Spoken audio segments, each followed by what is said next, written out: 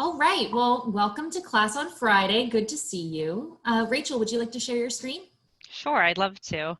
So today we're going to be talking about a very interesting topic, and I'm going to let Eve introduce us to the topic with this first slide here. Yeah, so we're going to talk about idioms today. And I know we've talked a little bit about what those are in class, but we'll review, of course, what they are, and we'll practice learning some new idioms. And I am, as most of you know, my name is Eve. And I'm Rachel. This is Rachel, yeah. Okay, great. So let's go over our goals for today's lesson. We are going to be learning some common idioms in American English, and we're going to examine why these expressions are essential to improving your comprehension of general academic and workplace conversations. And we're also going to use context clues to guess the meaning of idioms. And we hope that you will be able to start practicing with using these idioms in your own conversations even after you leave class today. So we want to know if you have ever heard people use expressions like these. So maybe I could ask Hatem, could you read the first one for us? Yeah, of course. I think I bit more than I can chew. How will I finish all of this work? Good. And Mohammed, could you read the second one? Yes, of course. I'm drawing a blank. I wish I could remember which chapters I need to study for the exam. Great, thank you. And Andrea, can you read the third one? Yeah, he's been feeling a bit under the weather since yesterday. I hope it bounces back soon. Okay, great. So maybe by a show of hands, could you tell us if you've heard expressions like these before? Yeah, I see some hands up. Okay, so what are these expressions? I'm going to just kind of pose these questions and then you can tell me. Did you ever feel confused by what the person meant if they used these kinds of expressions?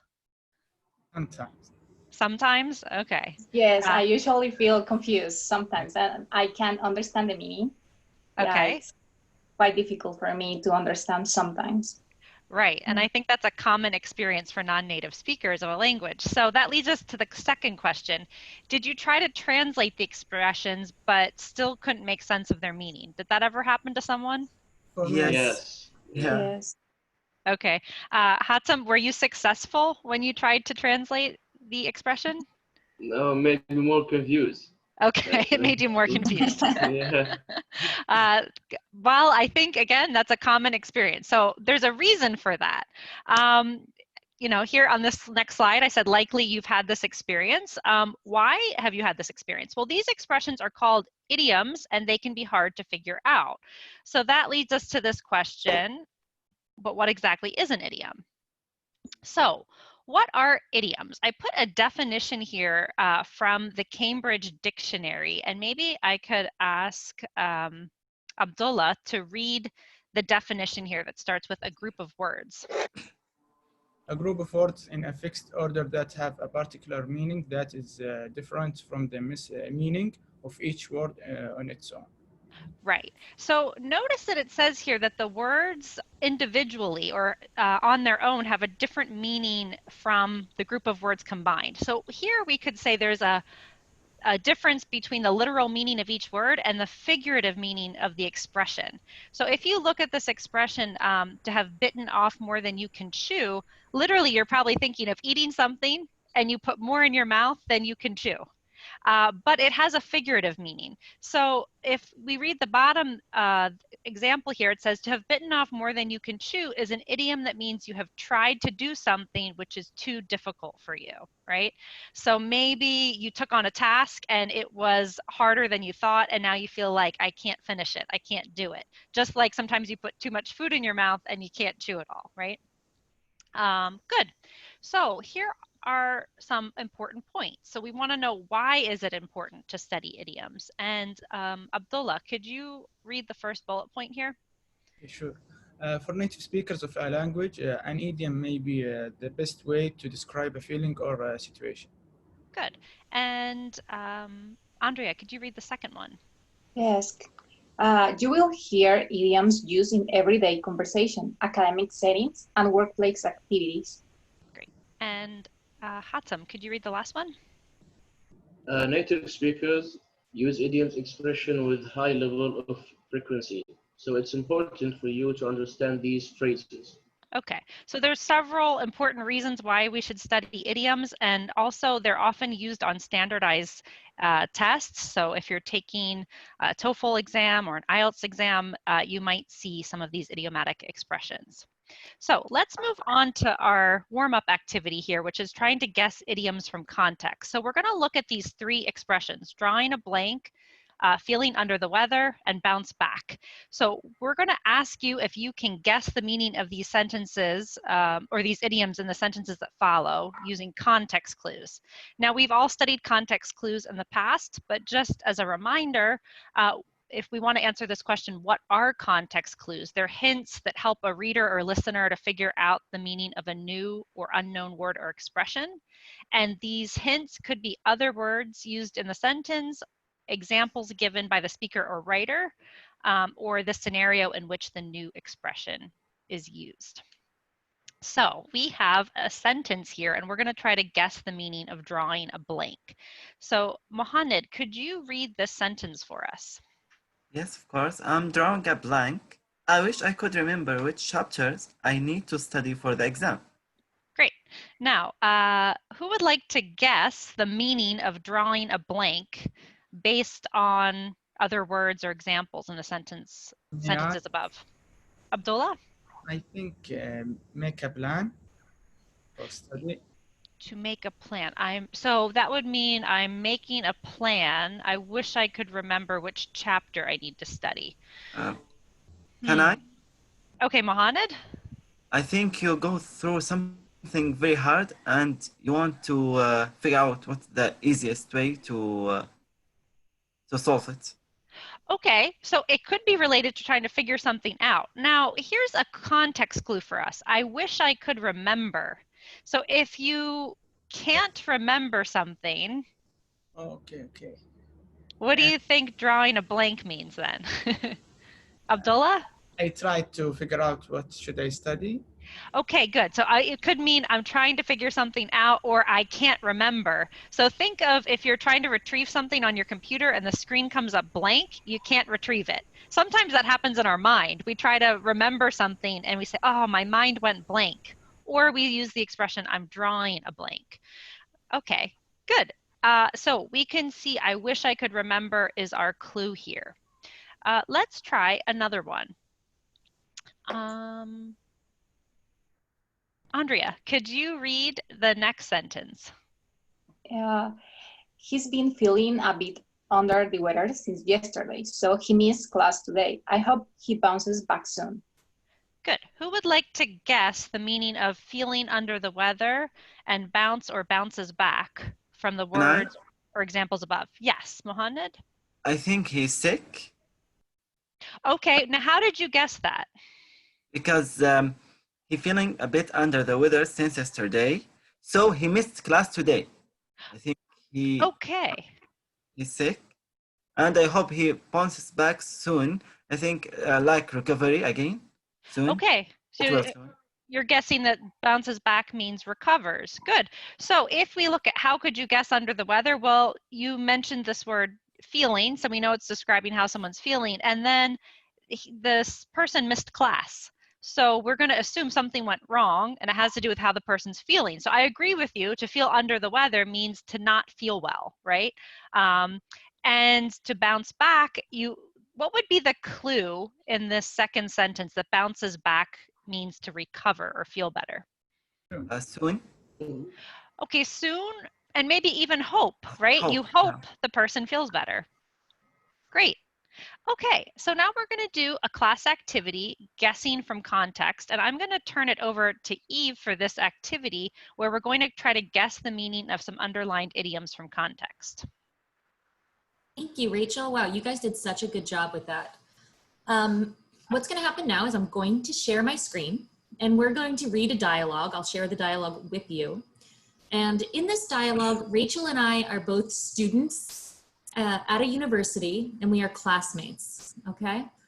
And we're going to, after we read the dialogue together, I'm going to share the Google Doc link with you, and we're going to try to find some more idioms. So let me first share the screen so we can read the screen together. Can everybody see that? Yes. Yes. Awesome. Okay.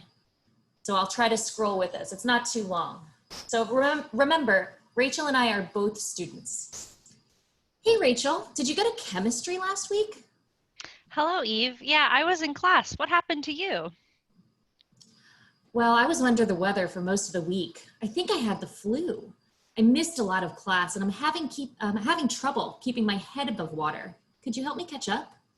Oh, I'm sorry to hear that. This week we have a lab report due. Okay, I really bombed the last lab report. Did the professor give you any feedback in class?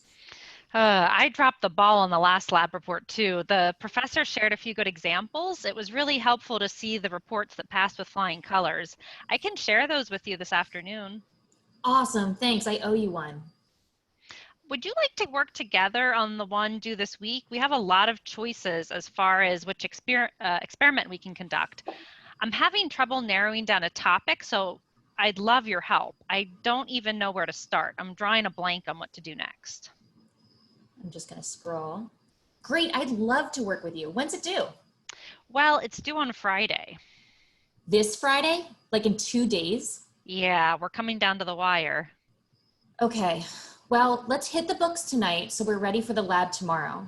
Also, I'll take a look at those example lab reports. I think if we're prepared, we can knock it out of the park. Sound good? Great. I've been burning the candle at both ends lately with clubs, sports, and classes. I really want to avoid an all-nighter. Let's try and get this done in the lab if we can. I agree. I need to get my rest. I'm still recovering. All right, let's text about a time and I'll see you tomorrow. Sounds good. Okay.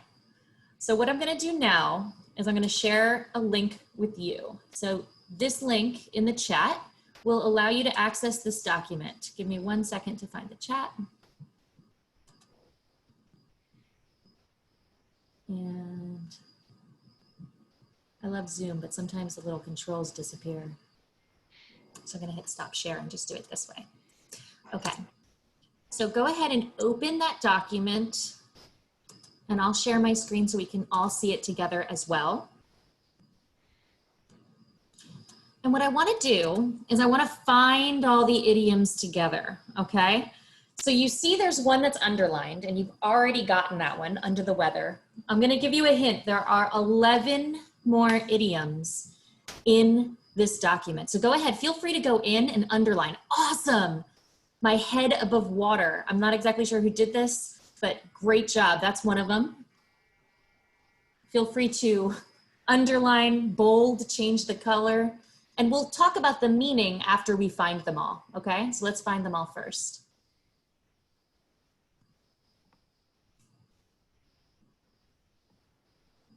I love seeing you move throughout the document.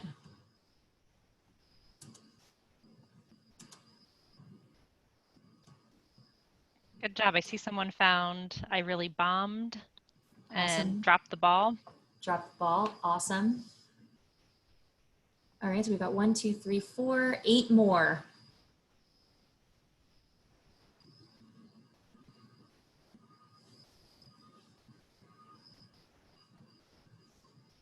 Yep.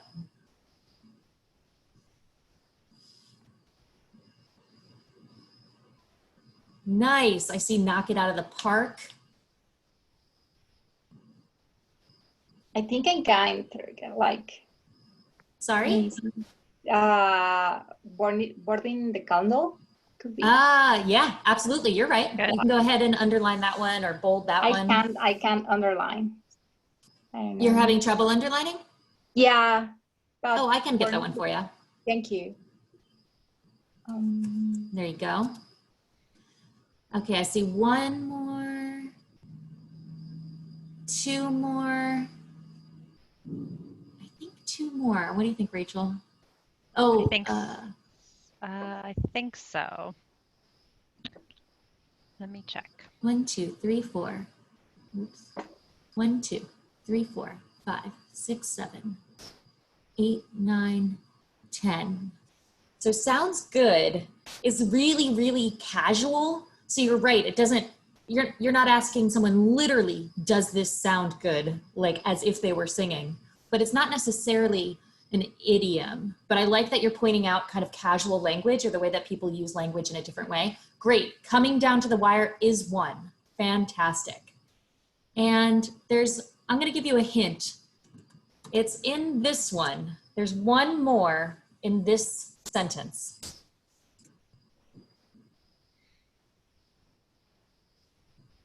All-nighter. Yeah, nice job, Mohammed. I'll underline it for us. Great job. All right, so let's go back and count. We've got 1, 2, 3, 4, 5, 6, 7, 8, 9, 10, 11, 12. Wow, you guys did such a good job. All right, so you are definitely idiom finders. Now, what I'd like to do is use the comment function in Google Docs to try to figure out, use the context, what does each one mean? Now we know what under the weather means. You guys figured this one out already. What does it mean again? Is sick. Sick. All right. So what I'd like to do is give you a second now. Pick any of them you'd like and add a comment to try to figure out the meaning. We'll let you know if you're on the right track. But we can use the context together. All right, I see somebody's already on head above water.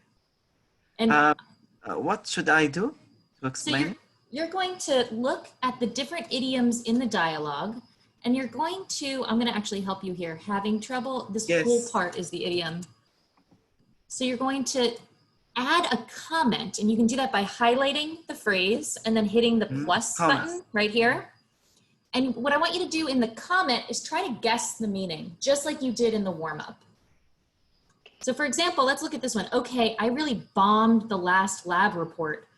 What do you, did I do well? Did I get a good grade? Yeah. Yeah, I did not get a good grade. I did a bad job. Awesome.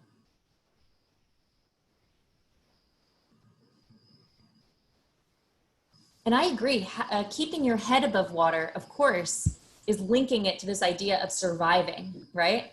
So somebody's having a lot of trouble getting through their day. Blew it, love it. Drop the ball and bombed are really similar, right? To drop the ball on a project and to really bomb a project are very similar. In fact, I'm gonna go ahead and underline on as well, because we usually wanna use that preposition with this particular idiom. Okay.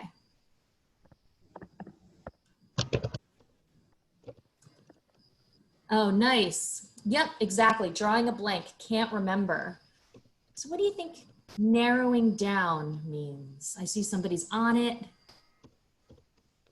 And I'm not sure we got to this one yet. Reports that passed with flying colors. If anybody wants to take a guess at that idiom, I think that one.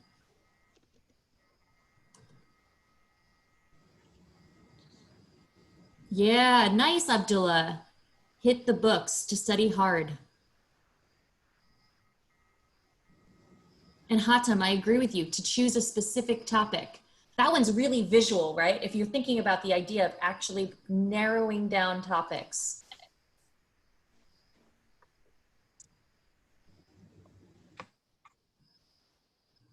Does anyone want to take a guess at knock it out of the park? It's a reference to baseball. If you are a baseball fan and you're watching a player knock the ball out of the park, is that a good thing? No, it's a bad thing. Maybe I don't understand baseball. But I think it's called a home run, right? I think so. Does anybody watch baseball? I don't like it, actually. Okay. Well, if you've never watched a baseball game, when the batter hits a ball far and no one can catch it, he can run around all the bases and get a home run. So it's really good if you knock a ball out of the park. So maybe that's a good hint for you. Okay. Okay. I'm replying here. This was a really good guess, the all-nighter, to avoid something hard, but it's actually the opposite. It means kind of focusing on something all night. Yeah, I get confused because I forget the K before night. It's mean like someone has a sword and I like thought a fight. Yeah, avoid something hard. I'm going to go back to the top of the document and just see how we're doing with everything. So I think we've already talked about under the weather, having trouble keeping my head above water. Great. I really bombed that last lab report. Awesome job. Dropped the ball again. I blew it. I don't think we've gotten this one yet, to pass with flying colors. Are these good lab reports that the professor shared, or are these examples that didn't do well? I think that's good. Yeah, these are good examples. Something that passes with flying colors means that it got a good grade. Fantastic. And if I could just go back for a moment to drop the ball, someone wrote, I blew it, which is great. If you drop the ball, you blew it. I don't know if everybody knows what it means, I blew it. I blew it, you do something, you can like do something in the wrong way. Okay, good. I think drop the ball could mean either you did something in the wrong way, or it could mean you forgot to do it, or you didn't do a good job on it. It's again another sports reference, right? Especially in American football, somebody who drops the ball, they lose that turn, they lose that pass at the ball. So again, a lot of these have to do with sports. Great. I know we've got narrowing down and to draw a blank. Yeah, nice, Hatem, you got to this one. Coming down to the wire. Yeah, that means there's a tight time frame, right? We need to do this quickly. Hit the books means to study hard. We've talked about knocking it out of the park. Burning the candle at both ends. This is a very visual one, right? If you have a candle and you are burning it at both ends, will the wax melt quicker than if you just have it built on one end? I actually have a candle right here.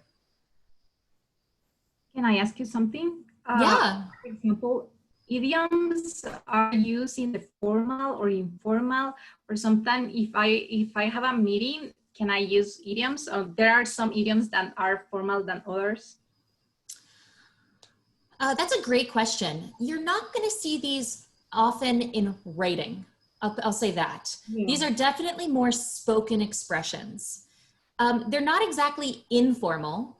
Some of them are more informal than others. Some of them are slightly more slang related, but all of the ones in here, if you'll notice, we're using this in an academic context. Yeah, we're friends, we're peers, we're both college students, but it's not necessarily informal. Would you say anything, you want to add anything to that, Rachel?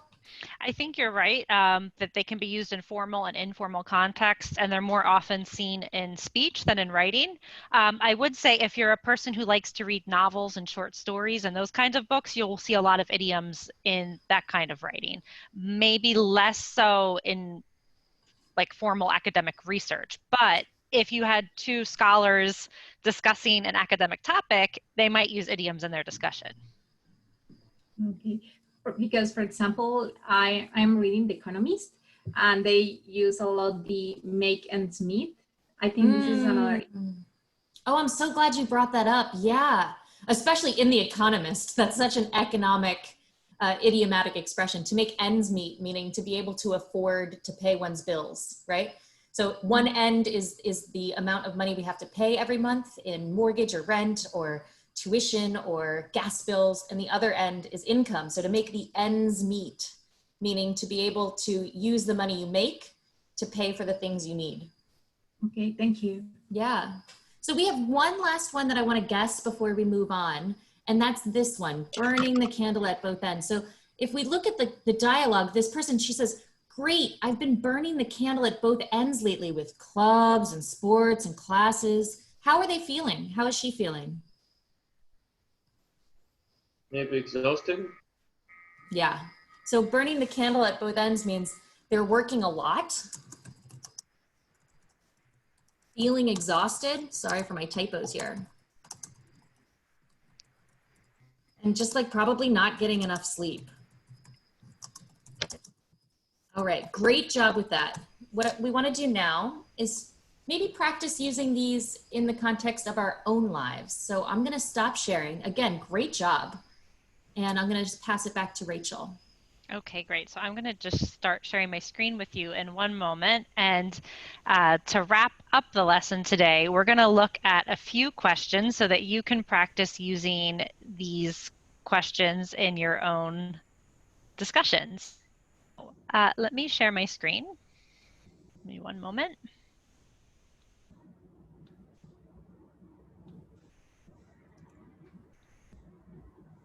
Okay, so let's try to answer questions with idioms. And when you answer the question, perhaps you could try to use an idiom or use the idiom in your answer.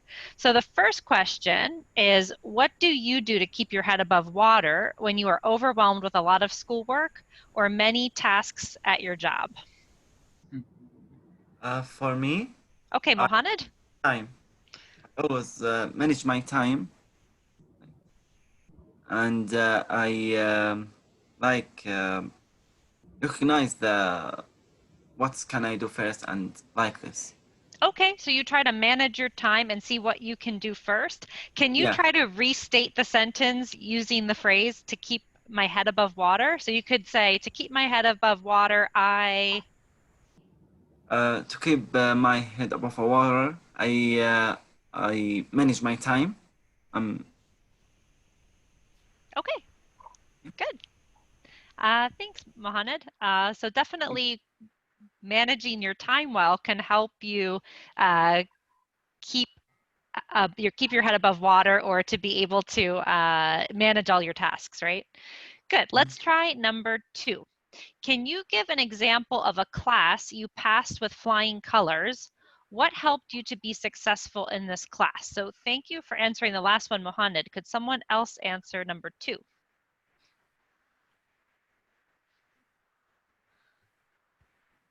Flying colors, it's to be very to get a high grade, yeah? Yes, to pass with flying colors means to get a high grade or to do well in the class. So you could go ahead and give us an example, Abdullah, and you can try to use the expression in your answer. Okay. I passed with flying colors in 400, listening and speaking, because it's we had a lot of games, and I won a lot. Okay. Good. So sometimes if a teacher makes the class fun, maybe by incorporating some kind of games or some rewards, it can help you to have more incentive to do well and pass the class. No, what's the word? To win. If I want to win, I did this. I said that word. It's cheating. To make the other team, to make the other team nervous. Abdullah is referencing a class that we had together where if any other student in the class started to win at a game, Abdullah accused them of cheating. Okay. So you like winning, Abdullah. Yeah, I don't like to lose. Okay, good. Okay, let's go on. We have 2 more questions. So maybe Hatem or Andrea could answer number 3. In what situations do you have to hit the books? Hit the book. Okay, what do you mean with hit the books? Okay, good question. Does anyone remember from the document we just looked at what hit the books means? To study hard. To study hard, right? Good. So if you have, well, I don't want to give an example, but what would be a situation, Andrea, where you study hard or have to hit the books? I had to hit the books when I received math classes. Oh, okay. Math classes, yeah. Definitely those take a lot, passing those kinds of exams take a lot of studying, right? Yes. Good. Maybe Hatem, you could try the last one for us. Did you ever pull an all-nighter? Explain the situation. What is all-nighter again? Let's see if one of your classmates can help you. Does anyone remember what it means? The whole night. All the time of the night, or all the time in the night. Is it having fun all night or working all night? No. You're working all the night. Good. Yeah. Okay. I pulled all the night when I was studying for my IELTS exam. Ooh. Okay. Good. So you would say, I pulled an all-nighter when I was studying for my IELTS exam. Very good. Okay. Well, we hope that after participating in this lesson, that you'll remember that idioms are commonly used by native speakers to express feelings or describe a situation. And the next time you hear someone use an idiom unfamiliar to you, try to use context clues to guess the meaning. Okay, thank you for participating in this lesson today. We know it's Friday and we hope you have a great weekend. Yeah, and as your IELTS teacher, Hatem, I have to say, I do not recommend that strategy of pulling an all-nighter before your Really? IELTS. I think you should get a good night's sleep before your IELTS. But I think you're right. all right, have a great weekend, friends. I'll see you on Monday. Thank you too. Thank See you. you. Thank you, Richie. Bye. Thank you, Bye. Eve. Thank you, guys. Thank you. Thank you.